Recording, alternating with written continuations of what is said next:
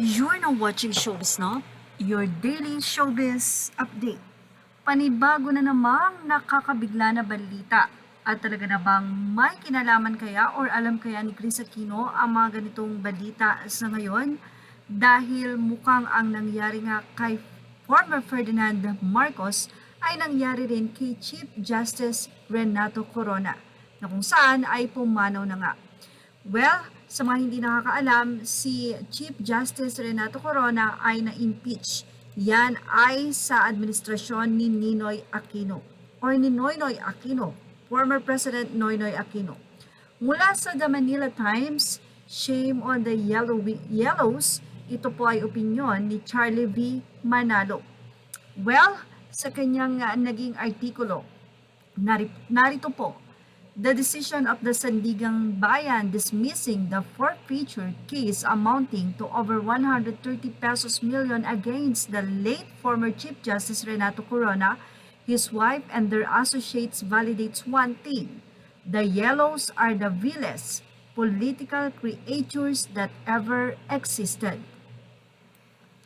Sa patuloy na pagbabahagi ng The Manila Times, narito po ang pagbabahagi. Two things first, Corona insisted the Foreign Currency Deposit Act allowed him the privilege of not including his foreign currency deposit in his SALN.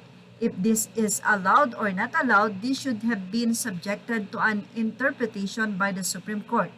But then the Senate, acting as an impeachment court, and the prosecutors, mostly lawmakers from the House of Representatives, insisted that the impeachment proceeding was a political process that was not bound by any legal gobbledygook, just like any court case. Patuloy nang lumilinaw ang nasabi nga pong issue.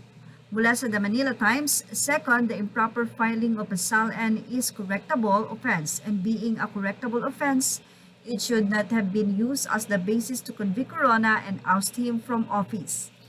Anyway, the anti-graft court ruled contrary to the prosecution's contentions. The asset in question was not illegally acquired by Corona despite not being included in his SALN, as not only his family were able to sufficiently explain the legality of their undisclosed cash assets, but also that non-declaration or misdeclaration in one statement of assets, liabilities, and net worth SALN do not necessarily point to unexplained wealth.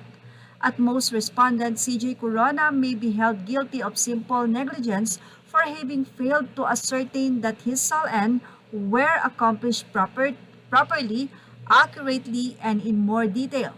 Such an administrative case could have been imposed upon him.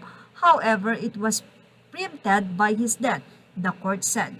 Patuloy na pagbabahagi ng nasabing artikulo, actually in an exclusive story I wrote in 2011, ito po ay ang writer ng nasabing artikulo na ito, before the impeachment trial against Corona commenced, citing sources, I revealed that the real agenda behind the impeachment of the then Chief Justice was to prevent the 6,000-hectare hacienda Luisita from being distributed to its tenant farmers by pricing it far beyond its tenants' capacity to pay.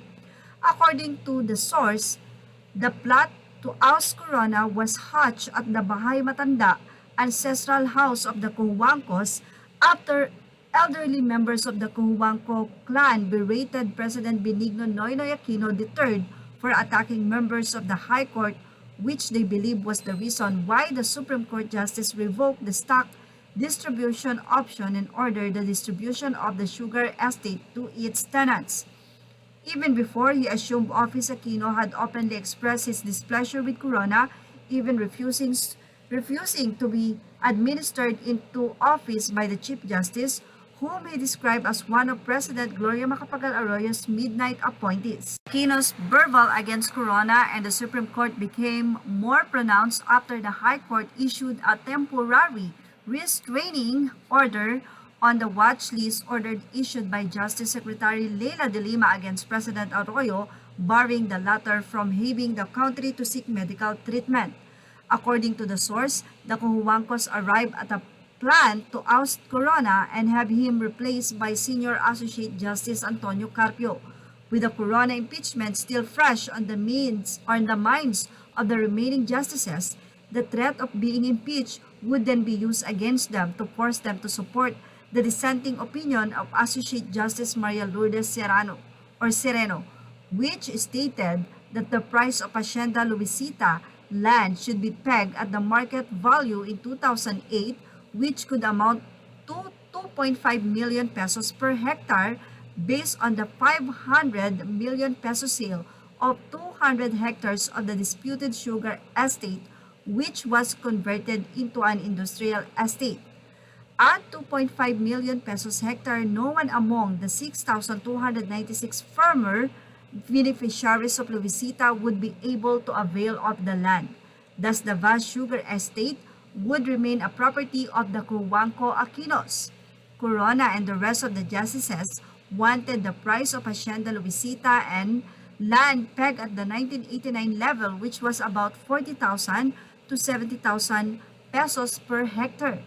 Anyway, the late Noynoy Aquino and his allies prevailed and Corona was stripped of his post.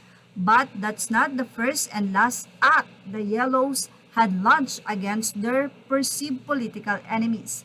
They had done that against the late President Ferdinand Marcos Sr.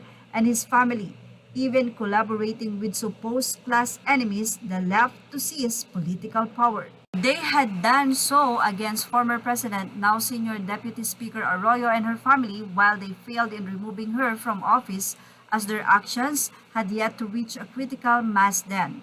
They were able to lay the foundation for an eventual Yellow reclamation of the seat of power, which was made easier with the death of Cory Aquino.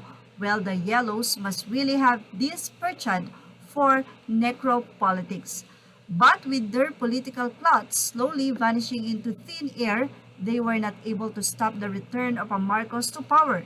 And now they also have to deal with the fact their attack against Corona has been exposed as having no legal basis, reinforcing the popular belief that it was a personal move of Noynoy and his family to exact vengeance and preserve Hacienda Luisita. Expectedly, the camp of the late former Chief Justice welcomed the Sandigan Bayan decision, declaring it to be a vindication for the family patriarch. We had faith in our justice system all these years. The decision is true and just. It is a vindication for Chief Justice Renato Corona. May his soul find eternal rest, the family said in a statement. In a separate statement, Corona's son, Francis, said the dismissal of the forfeiture case was a long-standing burden that has finally been lifted off the family's shoulders. This decision in favor of the Corona family is like a sharp piece of glass taken out from under my skin. We respected the rule of law.